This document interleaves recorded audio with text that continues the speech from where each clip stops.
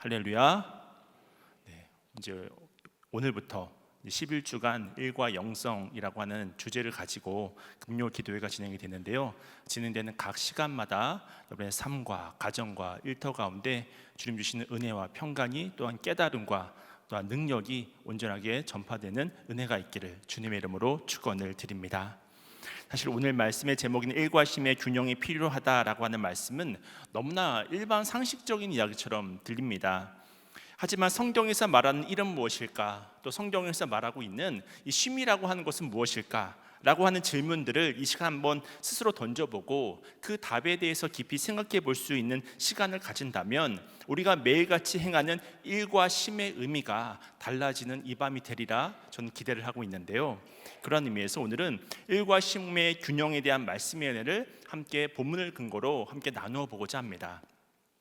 우선 우리가 창세기 1장을 보면 하나님께서 매일 자신이 만드신 것에 복을 내리는 장면을 우리가 확인할 수 있습니다. 근데 흥미로운 점은 제일 마지막 일곱째 날 하나님이 복을 내리신 대상이 어떤 대상이었냐면 시간이었다고 하는 것입니다.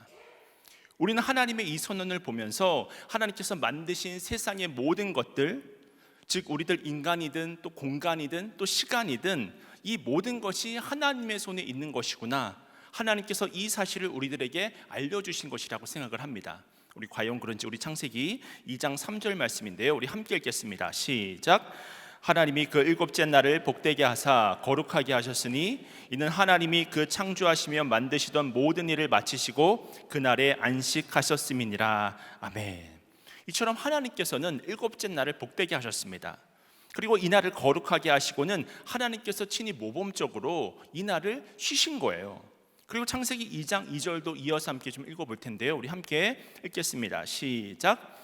하나님이 그가 하시던 일을 일곱째 날에 마치시니 그가 하시던 모든 일을 그치고 일곱째 날에 안식하시니라. 아멘. 그렇다면 하나님께서는 왜 안식일에 쉬셨을까요?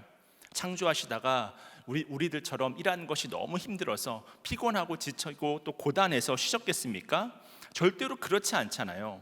그 이유라고 하면 한 가지밖에 없습니다. 바로 우리들을 위해서입니다.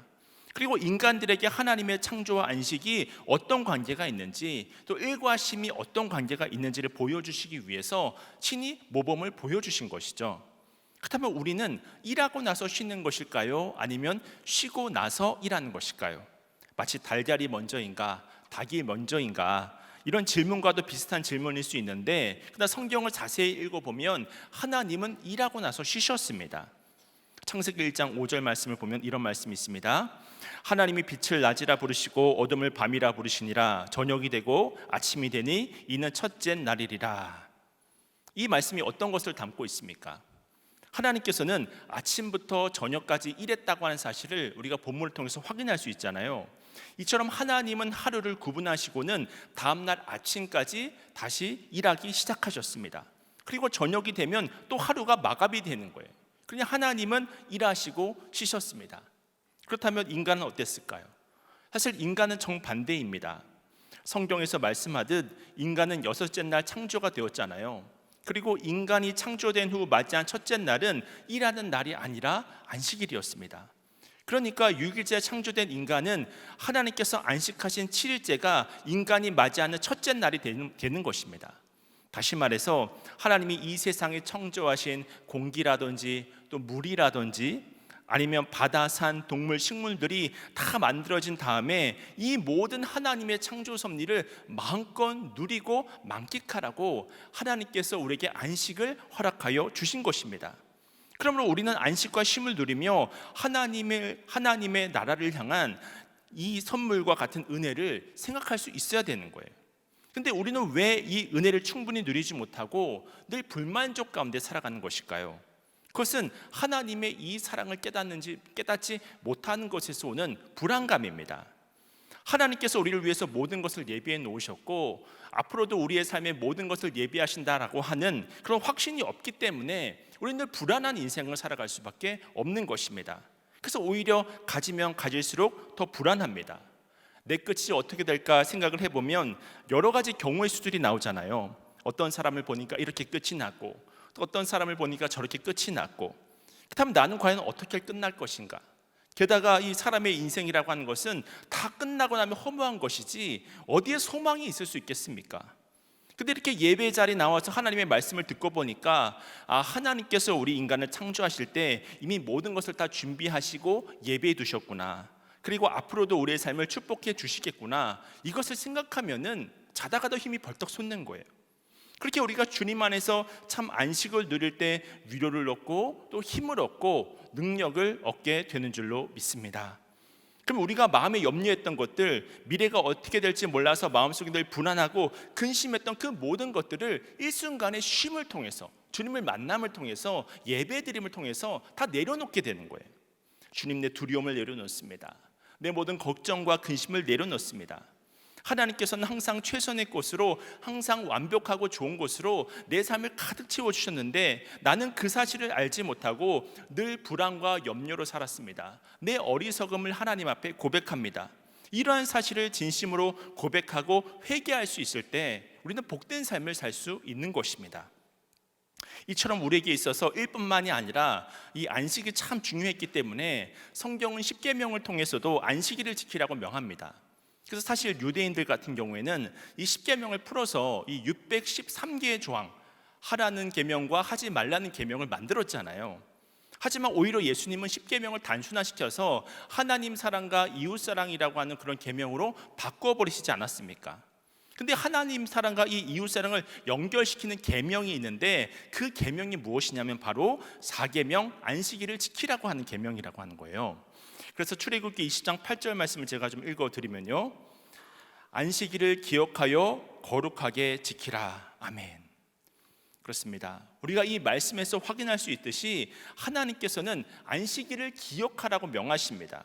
그렇다면 안식일을 기억한다는 것은 무엇일까? 안식일을 주신 하나님을 기억하라는 거예요. 그렇다면 우리 하나님은 어떤 하나님입니까? 주님은 수고하고 무거운 짐진 자들아 다 내게로 오라. 내가 너희를 어떻게 하겠다?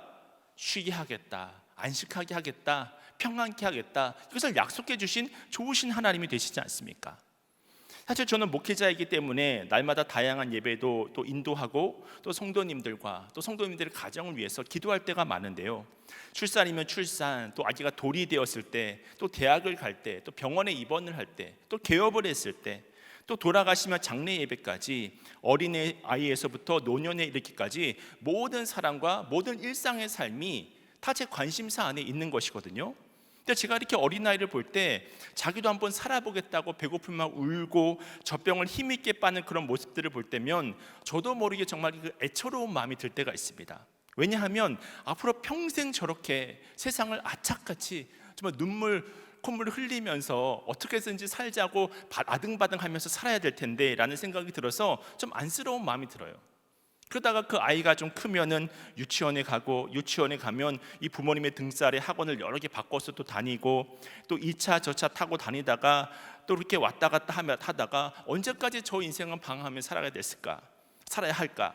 중학교에 가니까 이제 사춘기라고 방황을 하고, 고등학교에 올라가면 또 대학 갈 준비를 해야 되고, 또 대학 가면 대학 가는 것으로 끝나는 것이 아니라 또 군대 문제도 있고, 또 취직 문제도 있고, 또 등록금도 내야 되고, 연애도 해야 되고, 결혼도 해야 되고, 무슨 문제들이 이렇게 많은지. 그래서 또 취직을 하면 취직하는 것으로 끝나는가, 결혼을 하면 결혼하는 것으로 끝나는가, 그것이 아니라 취직을 하면 취직하는 대로 또 잘릴까 봐 얼마나 또 정정긍긍하면서 그렇게 인생을 살아가고 있습니까? 그렇게 인생을 갓난아기 때부터 지금까지 살아온 거예요. 그것을 가만히 돌아보니까 밑도 끝도 안 보이잖아요. 무슨 인생이 이렇게 끝이 없이 고난과 고통과 문제가 끝이 없나. 이것이 정말 우리들의 인생인가 두려운 생각밖에 안 든다는 것입니다. 근데 주님이 우리를 보실 때도 마찬가지로 이 애처로운 마음이 드는 거예요. 그래서 주님께서 뭐라고 하십니까? 수고하고 무거운 짐진 자들아 다 누구에게로 오라? 내게로 오라. 나에게로 오라. 그럼 내가 너에게 무엇을 주겠다? 쉼을 주겠다고 하나님께서 약속하고 계시지 않습니까? 너희들이 지고 있는 그 무거운 짐을 다 내 앞에 내려놓으라는 거예요. 너희들은 하나님이 너희를 위해서 일하는 것을 믿지 못하느냐? 천지를 창조하실 때도 너희를 위해서 창조하셨고, 마지막 6째 날에 너희를 창조하고 7째 날 안식을 허락하시면서 그 6일 동안 창조한 모든 것을 누리고 또 쉼을 누리고 만끽하게 하신 좋으신 하나님, 공중의 나를 새를 보든지 저 들가에 피어있는 백합화를 보든지 다 내가 너희를 돌보는데, 그렇게 너희를 사랑해서 정말 예수 그리스도까지 십자가에 못 박혀 죽게 할 만큼 그 핏값으로 산 너희일까 보냐라고 오늘 이 밤에도 하나님께서 우리에게 말씀하고 계신다고 하는 거예요. 그런 의미에서 이 시간 우리가 진정한 쉼을 누릴 수 있는 방법이라고 하는 것은 무엇이냐면 바로 창조주 하나님을 기억하면서 그 주님을 바라보는 것입니다. 그러므로 이제는 안식에 대한 오해를 푸셔야 합니다. 우리가 안식한다고 하는 것은, 쉰다고 하는 것은 어떤 시간과 공간을 구별해서 그곳에서 쉬고 그 공간 안에 거하는 것이 아니라 주님 안에 온전히 거하는 것인 줄로 깨달으시길 축원을 드립니다. 그렇습니다. 물고기는 물속에 있을 때 가장 힘이 센 거예요. 근데 그 물고기가 밖을 보니까 나비가 날아다니기도 하고 꽃이 피어 있기도 하고, 그러니 내가 이 물속을 벗어나서 좀 다른 삶, 좀 새로운 것을 좀 경험해 보고 싶다, 그렇게 생각하는 그 즉시 이 물고기는 물 밖을 나오는 순간 죽을 수밖에 없습니다. 마찬가지로 우리도 왜 이렇게 삶의 기쁨과 만족이 없을까? 그 이유는 바로 세상 사람들이 살아가는 방식대로 그렇게 살아가려고 하니까 숨이 가빠지고 견딜 수가 없고 참을 수가 없는 거예요. 그러다가 이렇게 주예전에 나오면 깨닫게 되는 것이죠. 아, 내 인생이 진정한 쉼과 만족을 얻을 수 있는 길은 주님밖에 없구나. 그렇게 우리는 주님 안에서만 새 힘을 매 순간 얻어야 할 줄로 믿습니다. 세상에서는 얻을 수 없는 능력을 얻는 거예요. 세상에서는 얻을 수 없는 평안을 얻는 것입니다. 세상에 줄 수도 없고요, 세상이 알 수도 없는 그 평안을 얻는 거예요. 하늘의 비밀을 깨닫는 것입니다. 이것만큼 복된 것이 어디 있겠습니까? 그런데 우리가 이런 우리의 창조주 하나님, 우리 인생의 모든 죄와 수고로부터 건져주신 하나님을 기억하지 못하면 일하기 위해서 먹는 인생을 살아갑니다. 또 먹기 위해서 일하는 인생을 살아갑니다. 그 속에서 아무런 의미 없이 어떤 생각이나 방법이나 방식이 없이 그냥 세상의 조류에 따라서 일하기 위해서 먹고 또 먹기 위해서 일하고, 그것이 다람쥐 쳇바퀴 돌듯이 반복되다가 그렇게 지친 상태에서 죽음으로 가는 것이죠. 여러분, 이 인생이 얼마나 안타까운 인생입니까? 근데 문제는 무엇이냐면 이 세상의 빠름이라고 하는 것이, 또 이 세상의 경쟁이라고 하는 것이, 또 이 세상을 향한 나의 욕심이라고 하는 것이 하나님을 생각하지 못하고 계속 일만 생각하게 하는 거예요. 일이 잘 되어지고 있는가? 나는 무슨 일을 해야 되는가? 나는 이 일을 통해서 어떤 성취를 얻어야 되는가? 사실 세상은 인간을 평가할 때 업적주의를 따라서 수치에 맞게 인간을 평가합니다. 생산성으로 인간을 평가하기 때문에 사람을 뽑을 때도 이 사람의 스펙이 어떤가, 이 사람이 어떤 면허증을 가지고 있고 어떤 경력을 쌓아왔는가, 이제 그런 것들을 바라보면서 능력과 기능을 중시하는 그런 시대를 우리가 살아가고 있습니다. 이처럼 우리는 시장 경제, 치열한 경쟁터에서 열심히 일하지 않으면 생존할 수 없는 그런 시대를 살아가고 있습니다. 그래서 오늘날의 사람들은 자신이 일 중독이란 이 깊은 위험 속에서 빠져나오기가 결코 쉽지가 않은 거예요. 저도 이해가 됩니다. 왜냐하면 일하지 않고 멈춰 있는 순간 우리는 뒤처진다고 생각하고 도태된다고 생각하기 때문입니다. 그러다 보니까 과도한 경쟁 속에서도 쉼도 제대로 누리지 못하고, 그래서 우리는 이 시간 쉼뿐만이 아니라 이 성경적인 의미도 정확하게 알 필요가 있는 것입니다. 일에 대한 정확한 의미를 알 필요가 있는 것입니다. 그렇다면 성경이 말하고 있는 이제 쉼을 살펴봤으니까 이 일의 의미라고 하는 것은 무엇일까? 이것이 오늘 설교의 또 다른 본문인 창세기 2장 15절 말씀에 잘 나타나 있는데요, 우리 함께 창세기 2장 15절 말씀 우리 함께 읽겠습니다. 시작. 여호와 하나님이 그 사람을 이끌어 에덴 동산에 두어 그것을 경작하며 지키게 하시고. 아멘. 여기서 경작하다라는 히브리어 단어는 아바드라고 하는데요, 이 단어의 뜻은 농사짓다라는 뜻을 가지고 있고, 또 하나는 제사장이 성전에서 제사를 행하다, 이런 뜻도 가지고 있습니다. 그러니까 이 단어의 1차적인 뜻은 농사를 짓는다는 그런 뜻을 가지고 있지만, 또 하나 어떤 뜻을 가지고 있냐면 이 제사장에서 성전에서 제사를 행한다고 하는 그런 뜻도 가지고 있는 거예요. 그러니까 하나님께서 아담을 지으시고 아담으로 하여금 에덴 동산을 경작하게 하셨는데, 그것은 곧 제사장이 성전에서 제사를 드리는 일이었음을 말해주고 있다고 하는 것입니다. 그리고 15절에 등장하는 또 다른 단어가 있는데 그 단어는 무엇이냐면 지키게 하셨다라는 말이 있는데, 이 말은 히브리어로 이 샤마르라고 이제 이야기를 하는데요. 이 단어의 1차적인 의미는 농부가 이 동물로부터 논밭을 지킨다고 하는 의미를 가지고 있습니다. 하지만 또 다른 뜻은 제사장이 성전에서 거룩함이 훼손되지 못하도록 막는다고 하는 그런 뜻도 가지고 있는 것이거든요.